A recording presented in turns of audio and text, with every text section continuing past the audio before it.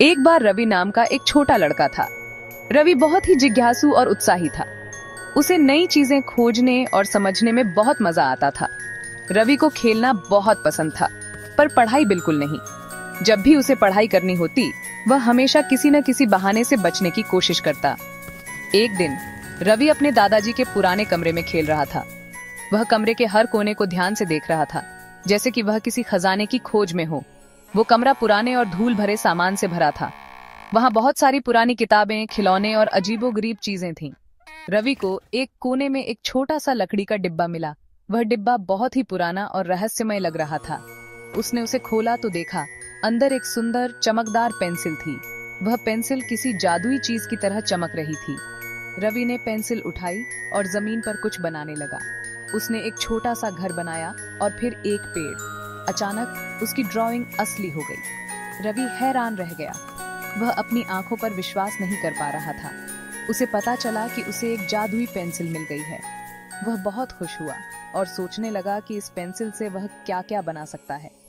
वो इस पेंसिल से जो भी बनाता वो असली हो जाता। रवि ने सोचा कि अब वह इस जादुई पेंसिल से अपनी दुनिया को और भी सुंदर बना सकता है। रवि अपनी नई शक्ति से बहुत खुश था। उसे एक जादुई पेंसिल मिली थी जो उसकी हर इच्छा पूरी कर सकती थी। ये पेंसिल किसी भी चीज को वास्तविकता में बदल सकती थी और रवि को यह बहुत रोमांचक लगा।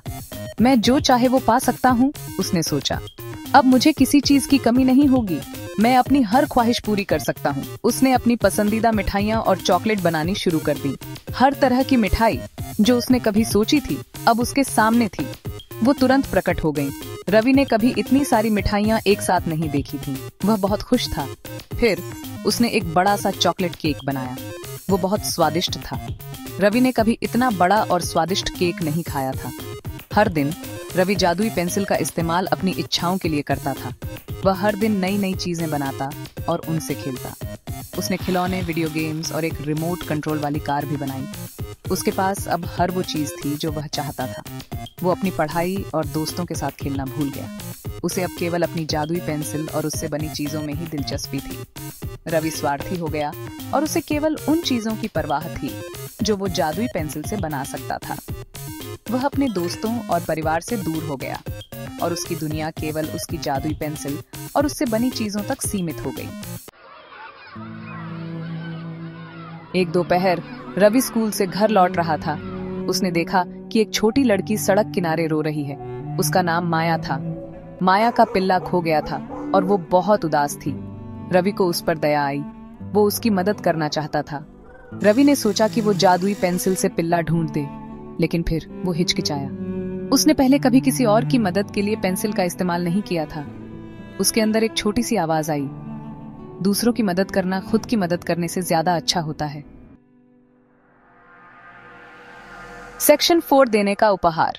यह कहानी है एक छोटे लड़के रवि की, जिसने अपने दिल की गहराइयों से एक अनमोल उपहार दिया। रवि ने गहरी सांस ली और माया की मदद करने का फैसला किया। माया उसकी प्यारी दोस्त उदास थी और रवि उसे खुश देखना चाहता था। उसने अपनी जादुई पेंसिल निकाली और एक प्यारा सा पिल्ला बनाया। ये पेंसिल कोई साधारण पेंसिल नहीं थी, बल्कि उसमें जादू था जो किसी भी चित्र को जीवित कर सकता था। जैसे ही उसने ड्राइंग खत्म की, पिल्ला जिंदा हो गया। यह देखकर रवि की आंखों में चमक आ गई। वो माया की तरफ भागा और उसके आंसू छाटने लगा। माया की उदासी धीरे धीरे गायब होने लगी और उसकी आंखों में खुशी की चमक लौट आई। माया बहुत खुश हो गई। उसकी मुस्कान देखकर रवि का दिल भी खुशी से भर गया। उसने पिल्ले को कसकर गले लगा लिया। यह पल माया के लिए बहुत खास था और रवि के लिए भी। माया की खुशी देखकर रवि का दिल खुशी से भर गया। उसे एहसास हुआ कि दूसरों की मदद करना कितना संतोषजनक हो सकता है। उसे एहसास हुआ कि अपने गिफ्ट का इस्तेमाल दूसरों की मदद के लिए करने से उसे खुद के लिए इस्तेमाल करने से ज्यादा अच्छा लगता है। यह एहसास उसके जीवन का सबसे बड़ा उपहार था। सेक्शन 5 अंदर का जादू। उस दिन से रवि ने फैसला किया कि वो जादुई पेंसिल का इस्तेमाल जरूरतमंद लोगों की मदद के लिए करेगा। उसने अपने क्लासमेट्स की पढ़ाई में मदद की, भूखे लोगों के लिए खाना बनाया और एक ऐसे परिवार के लिए एक नया घर भी बनाया जिसका घर जल गया था। रवि ने उस दिन एक बहुमूल्य सबक सीखा। असली जादू किसी खास चीज का मालिक होने में नहीं, बल्कि उसका इस्तेमाल खुशी और दया फैलाने में है। उसे एहसास हुआ कि असली जादू पेंसिल में नहीं, बल्कि उसके अंदर ही था।